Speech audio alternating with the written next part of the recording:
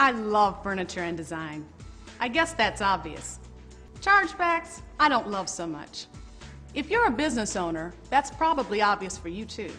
A chargeback is, well, it's a transaction in reverse. Rather than putting money into your account, it takes money out.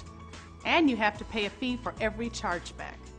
Plus, if you get too many, your processing account could be closed. Understand why I don't love chargebacks? There are various reasons that a transaction can be disputed and returned through the chargeback process. But most chargebacks occur as a result of fraud. So, if you can reduce fraudulent transactions, you'll have fewer chargebacks. Here are some basic steps you should follow to reduce the number of chargebacks you receive. For card-present transactions, look at the expiration date and the signature panel. If there's no signature, check the customer's ID and ask the customer to sign the card. If the customer refuses, don't accept the card. Always get an authorization for every transaction by swiping the card through the terminal. If the card won't swipe, follow manual key procedures and get a card imprint. Be sure to match the name and the account number on the card to the information on the receipt, and match the printed 4-digit number to the embossed number on the card. And of course, always get a signature.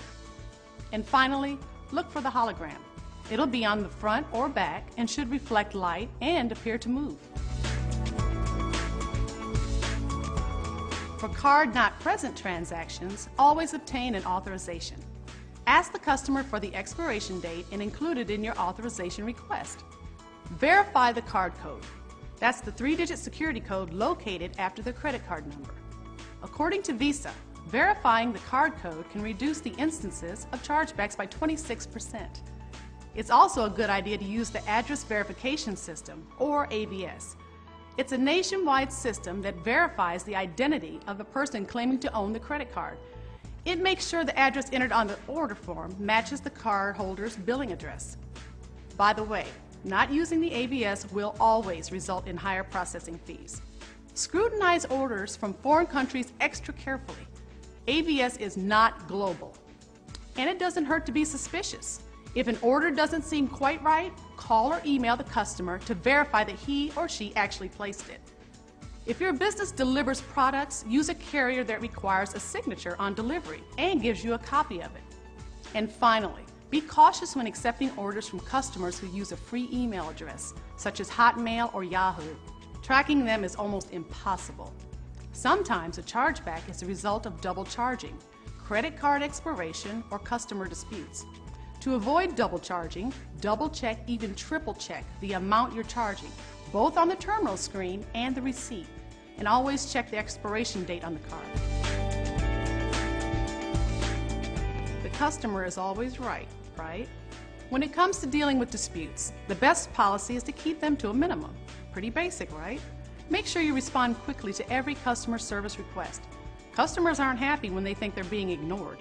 If they ask for a refund, issue it as quickly as possible. If you don't, they might think that you aren't planning to give them a refund, and they'll call their credit card company. And that could result in, you guessed it, a chargeback. Get proactive. Try publishing your return policy. Put it on a sign near the register and include it on the sales receipt. And remember, if you use a third-party processing company, that company's name will appear on the customer's statement, not yours. So let the customers know this in order to avoid confusion. And finally, if you sell items on the internet, describe the items in as much detail as possible. I always include pictures and measurements. Pretty important when you're dealing with furniture. Oh, as a general rule, keep as much information about your transactions and customers as you can, including any emails or other correspondence. Chargebacks cost you time and they cost you money. They're an unavoidable part of being in business. But if you're vigilant against fraud and communicate with your customers, you'll see far fewer of them. And you'll spend less time dealing with the hassles. Personally, I'd rather help someone track down a leather sectional than track down a chargeback.